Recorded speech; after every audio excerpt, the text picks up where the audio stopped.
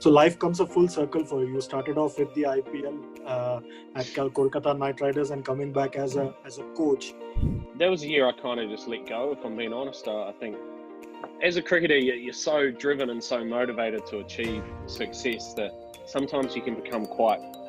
What was your philosophy that led to you being unbeaten at home in Test cricket? You would have seen me in the field. I'd dive into advertising hoardings to try and stop one run, regardless who the game was against.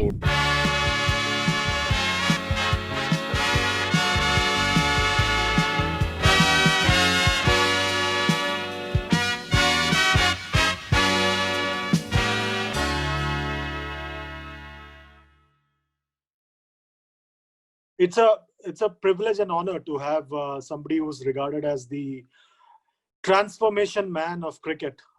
He transformed IPL, and it is $1 billion or $1 trillion maybe because of this man. And he transformed New Zealand cricket as captain of New Zealand. And today New Zealand beats India regularly, all because of the efforts that this man put in as captain and built a strong side. Welcome to this chat, Baz. Brendon McCullum. Privilege and honor to have you with us. How are you doing? Hello, Chandresh. Well, first of all, I think you've definitely overplayed my hand there. I think I've been lucky enough to be able to make a bit of an impact on the game, both I guess nationally and to a lesser degree internationally. But it takes a lot of people to be able to make things happen. We've been very fortunate in New Zealand that we've been able to pull together some really good teams over the last decade or so. We've had some wonderful players all operating at the same time, which has been able to obviously allows New Zealand cricket to be a lot more formidable on the world stage than maybe what our population would suggest. But so there's that, and then obviously the IPL side of things. I loved my time as a player. I still can't work out why I was the one who had the opportunity to bat first on the first ever night of IPL. And obviously what unfolded from there was an immense privilege and very humbling, and it certainly changed my life as well. But all's good, mate. Where we are, Chandresh, we're just sitting, we're waiting, we're sort of anticipating that the CPL will go ahead in the next few weeks, all going well. And obviously then, who knows, maybe the IPL on the back of that, and it could be quite an exciting time to be a cricket fan. And in my role as a coach now of both Trinidad and also Kolkata, obviously pretty keen to get back to work as well. How easy or difficult is it for you as somebody who was in the thick of action to suddenly be seen as a coach? Because I can't imagine you as a coach sitting on the dugout, taking notes and making notes and talking to players. Would you feel the urge to go onto the field yourself? No, I don't actually. And I think that was the way that I kind of played my cricket in the time that I left. I had no regrets. I was ready to move on to the next chapter. I think I got the most out of myself as a player, and I was very privileged to have played for close to 2 decades on the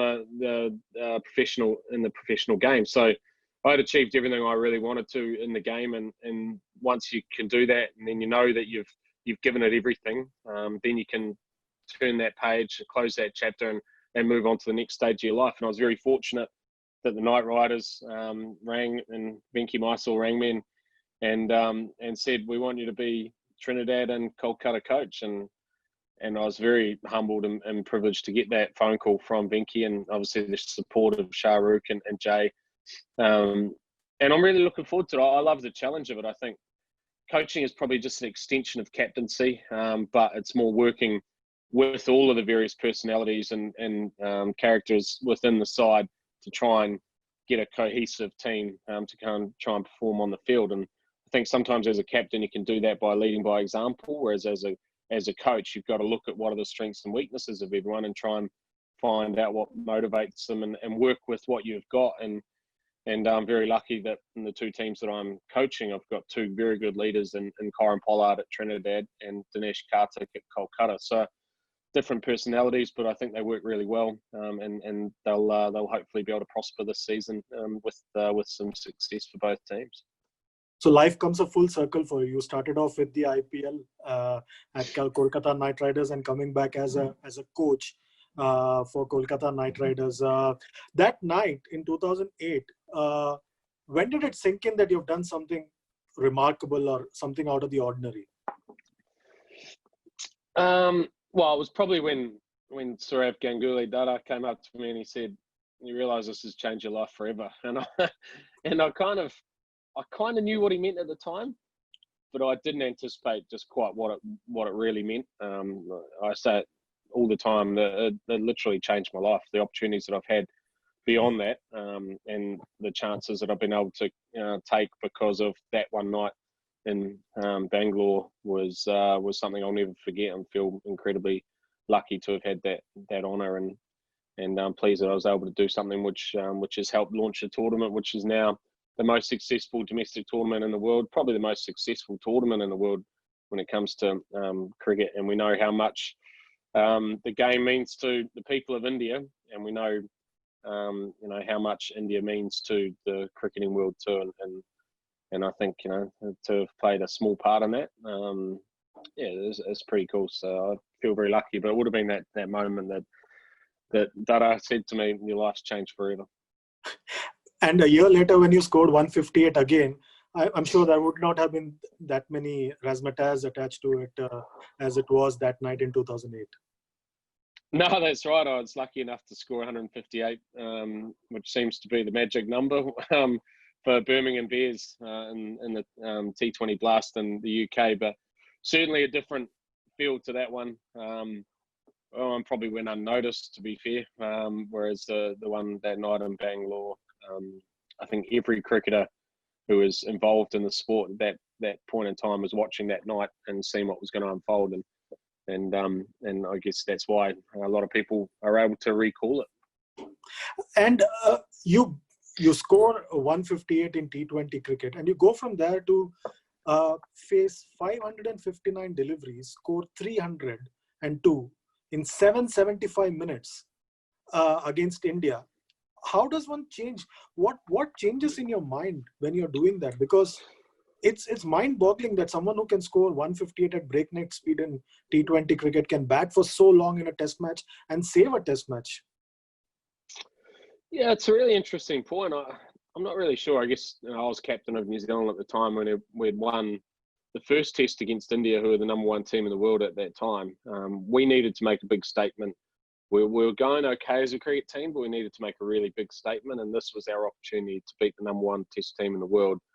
And when we won that first test in Auckland, we went to Wellington and we were under an immense amount of pressure. And I don't know, again, I don't know why I was the one that was lucky enough to be presented with that opportunity. And we had a mountain to climb, but through shared New Zealand tenacity, BJ Watling and myself were able to manufacture a partnership which gave us some hope. And then Jimmy Neesham, on his test debut, and the youth and exuberance of someone coming in who didn't probably understand the size of the task in front of him because of just a lack of experience, played a sublime innings as well.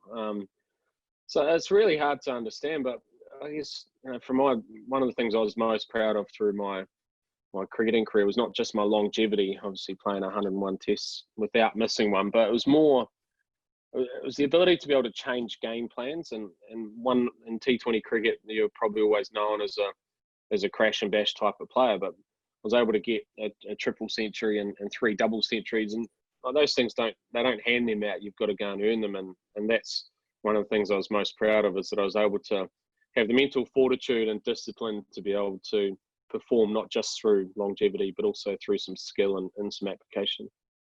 And 2014 is a year you will never forget because you scored so many runs. You hit 33 test sixes in 2014, the most by somebody in a calendar year. You were the first New Zealand batsman to score a triple hundred and 2 more double hundreds. And you have more double hundreds than any New Zealand player. I remember that knock at Sharjah, for example. You were in some mood. I was there that day at Sharjah when you scored that, played that knock against Pakistan. Was that the best phase of your career that year? Yeah, 100% was, Chandresh. It was that was a year I kind of just let go, if I'm being honest. I think as a cricketer, you're so driven and so motivated to achieve success that sometimes you can become quite tense, and you can restrict your own natural abilities and progression because you want it too much. And I think that year, and it probably coincided with the obviously unfortunate death of Phil Hughes and that timing around that test match in Sharjah, and it just kind of,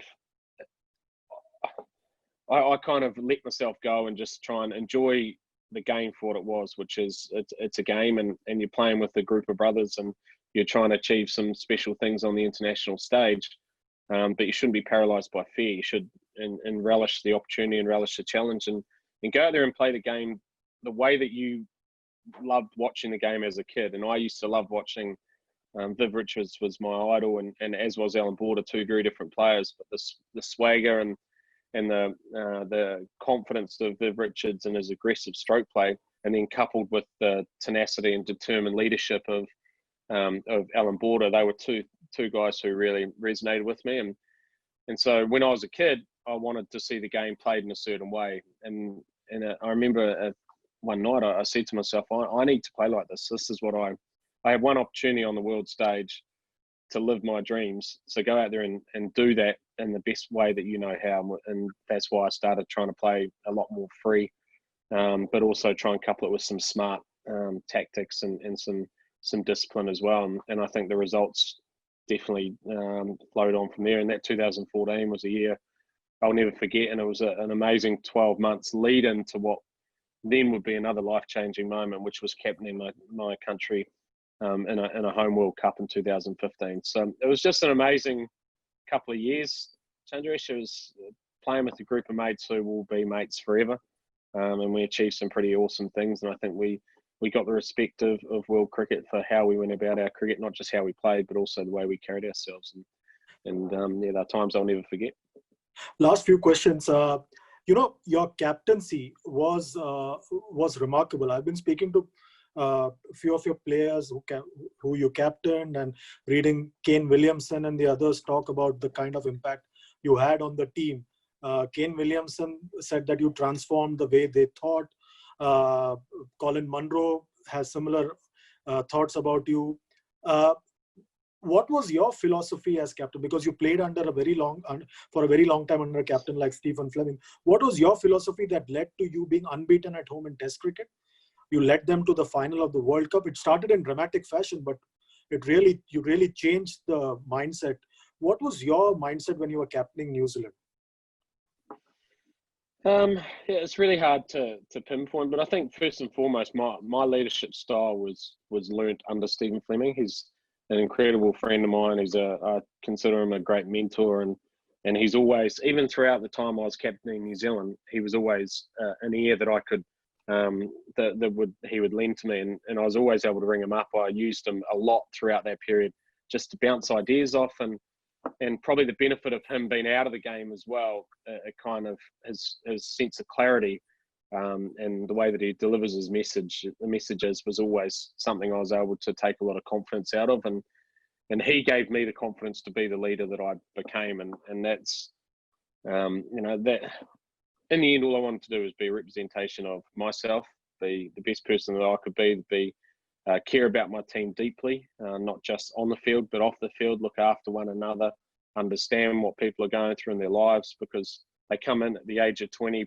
normally, and they'll leave the game roughly around 35. Those are the years of tremendous development in people's lives, and they'll they meet partners, and they have kids, and their life grows up, and you've got to understand that everyone's going through different stuff at different times, and cricket can sometimes be the most important thing, and sometimes it might not be, but you still got to get up and try and get a performance as a team. And so it's understanding all of that stuff. If you understand what's going on in people's lives, and you're authentic with it, and you care about them, then getting buy-in is easy, because they know that you have their best interests at heart, and they know that you'll have their back regardless. So that when you then ask them to do something tactically, then they totally buy into it. And we had a group of guys who got it completely. It wasn't always plain sailing either, but we had to make a few changes along the way, and we ended up, it sounds a bit corny, a bit of a metaphor, but we got the right people in the right seats on the bus heading in the right direction. And I was lucky enough to be the one who was driving that bus along with Mike Heston, the coach, and Mike Sandel, the manager. And we just had a tremendous amount of guys who believed in what we were doing. And I think what we've seen post that era as well is a team that still has that same core belief within them and understanding and probably a little bit of a similar reflection of what we had, but it's morphed into Kane Williamson's side, and he's taken it and he's done a tremendous job with that team along with his senior players, and I think their best years are in front of them, to be honest. I think they could achieve anything the next couple of years on the back of what's happened in the last 6-7 years under two different regimes. And the 2015 final, was that difficult to handle? Oh, look, it would have been nice if we had won the World Cup, but it actually didn't matter if that makes any sense. Yes, it would have been lovely to have said that you're a World Cup winner and you're the captain that lifted it, and the country would have had one big party.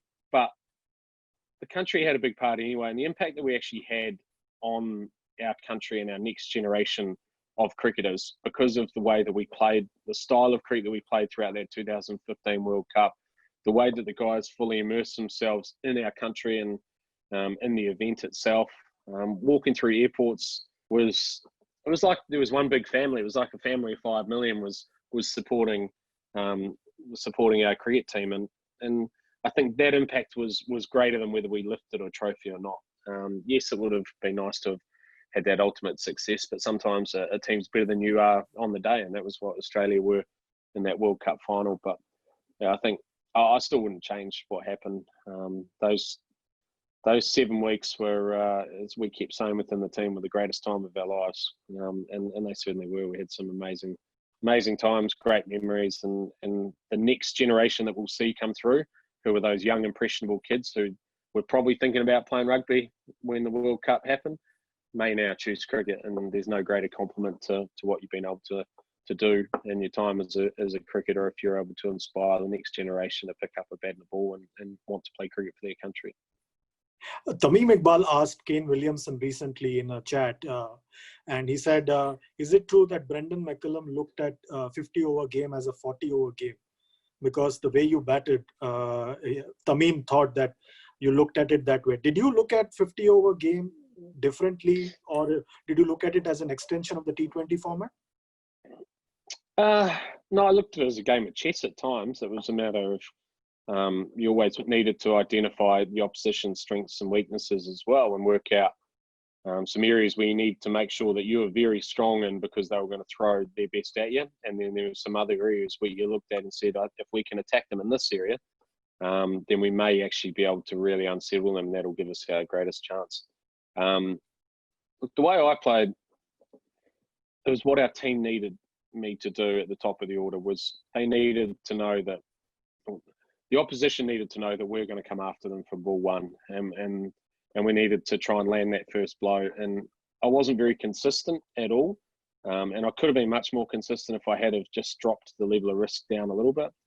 But I was okay with that because I believed that was the best chance for us to be able to win against the best teams in the world more consistently. We had the best 3-4, I've said it time and time again, the best 3-4 punch our country's probably ever seen, and Kane Williamson and Ross Taylor, guys who could bat for days and operate very consistently. So it needed the likes of Martin Guptill and myself up the top to be very aggressive, and then we had the experience of a Grant Elliott at number 5, and then we had our all-rounders, and we had some gun players after that. So the way the team set up, it needed me to play that aggressive style of cricket, and the best way to have success playing aggressively is to buy into it totally, and that's what I tried to do. And was it easy to give up wicket keeping, because you were like you were doing quite well as a wicket keeper as well? Was it easy giving up the role as a wicket keeper?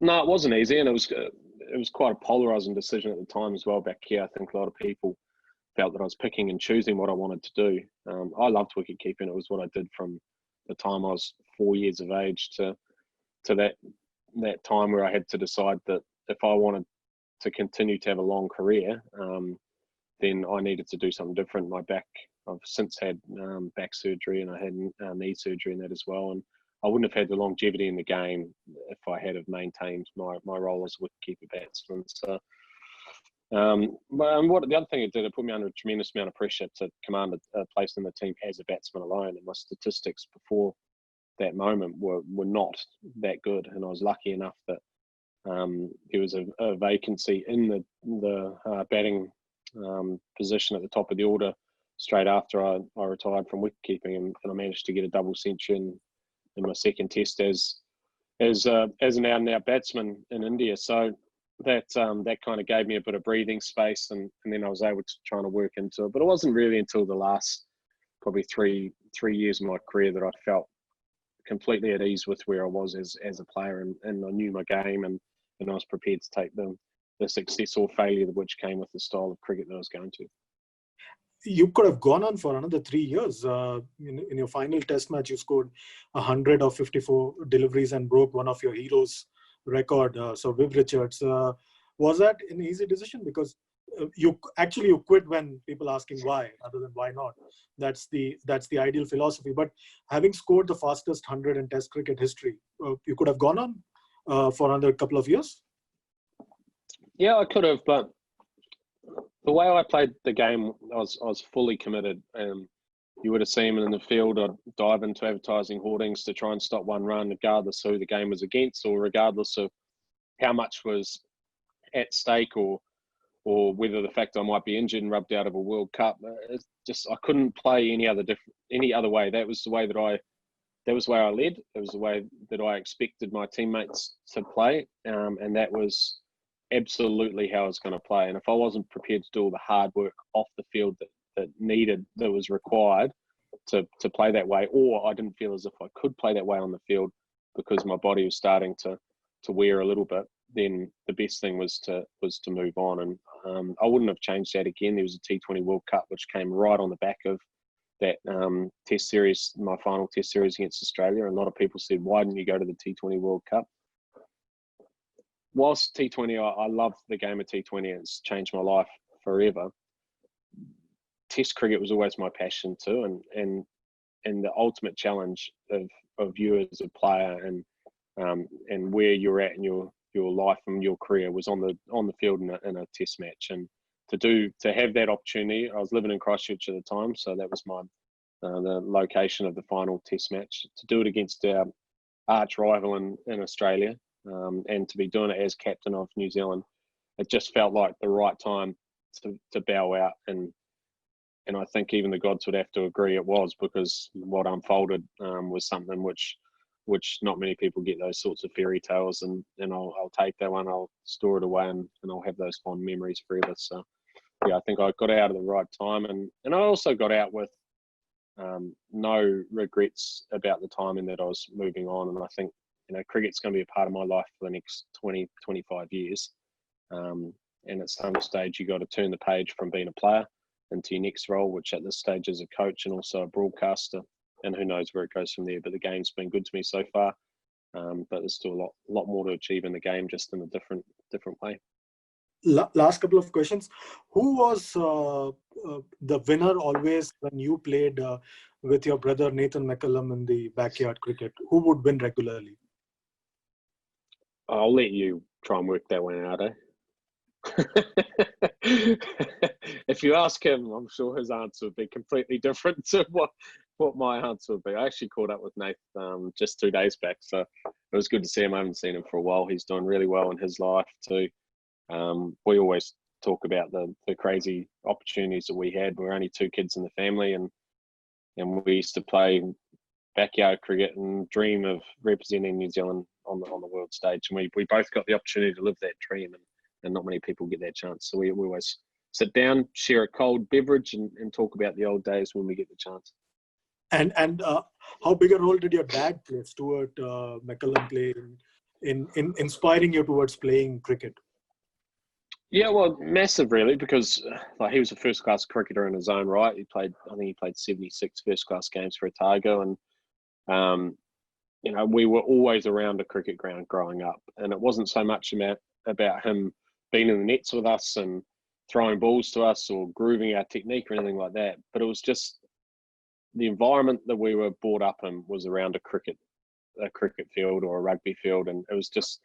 And the thing I remember most about being young and watching my old man's cricket was not so much what happened on the field, but it was the trainings where everyone's laughing and they're joking, these little competitive games. And even more than that, it was in the dressing room after, where both teams would be sitting down and the club set up, and they'd be having a cold drink and they'll be laughing and they'll be joking. And that camaraderie is something which just stuck with me forever. Like, that's why team sport's so special, for those reasons. And you do whatever you can on the field, but then you just try and enjoy yourself, carry on with life, be a good person, and enjoy the time. So yeah, I think his involvement was massive from that point of view, that he created that environment, and he steered us towards that dream because he was trying to live it himself. Last question. You are now involved in 2 other sports as well, horse racing and rugby. You turned out for United Matamata recently, and also in 2018. And actually, you started at number 10, if I'm not wrong, for King's High School in Dunedin. That's what I studied in rugby. I'm not too familiar with rugby. So these 2 sports, how close are you to these 2 sports? Well, I think first and foremost, you need a bit of context, and that's that rugby in New Zealand is like cricket is in India. It's part of our religion. It's what you do when you're born. You're born trying to find the football. Well, that's the whole idea. So our national team, the All Blacks, is obviously the most successful rugby team on the world stage, and every Kiwi kid grows up wanting to be an All Black. And I was no different.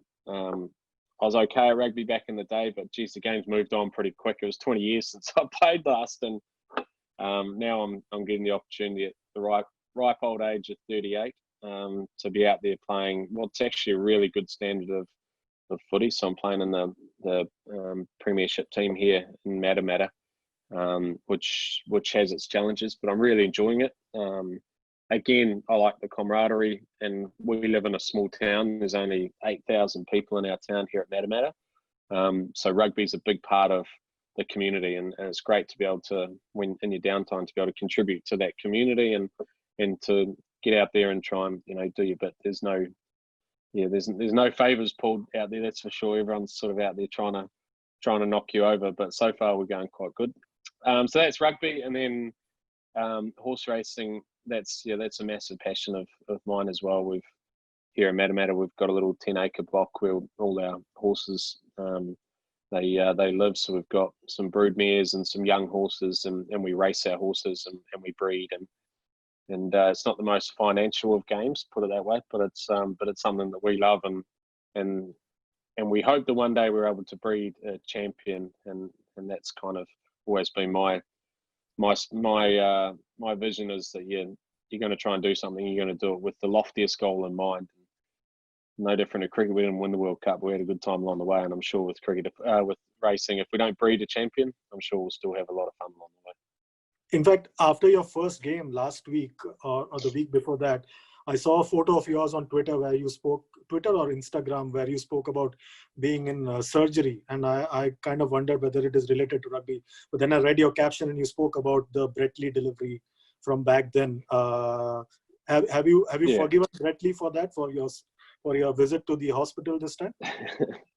Yeah, I've forgiven Binger for that one. We're good mates as well. So that was a long time ago. He hit me between the grill when I was playing for Brisbane Heat, a big bash game, and I haven't really been able to breathe out of one side of my nose for like 10 years. So I finally got it done, where I had that surgery on the Tuesday, but then I managed to play rugby again on the Saturday, which was good. But hopefully in the next few weeks I'll be able to breathe a bit better after the surgery. Yeah. Thanks a lot, Baz. It was really fun chatting with you as always. We've been planning this for some time now, but it's wonderful to chat with you. Hopefully we'll meet you soon during the IPL. Hopefully, whether at Calcutta or at Dubai, wherever, we'll definitely catch up. Thanks a lot for giving time. Pleasure, brother. Take care. See ya. Take care. Bye. See you, Chandresh. See you.